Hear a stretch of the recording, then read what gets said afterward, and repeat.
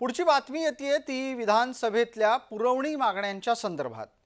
विधिमंडळाचं अर्थसंकल्पीय अधिवेशन सुरू आहे आणि यात थोड्या नाही तर 6,486 कोटी रुपयांच्या पुरवणी मागण्या सादर करण्यात आल्या आहेत। पुरवणी मागण्या म्हणजे अर्थसंकल्पात तरतूद केलेल्या रकमेपेक्षा वाढीव खर्च करायचा असेल तर ती रक्कम सरकारला विधिमंडळामध्ये सादर करावी लागते।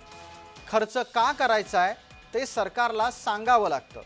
ही संपूर्ण प्रक्रिया ज्या माध्यमातून होते त्याला पुरवणी मागणी सादर करणे असं म्हणतात।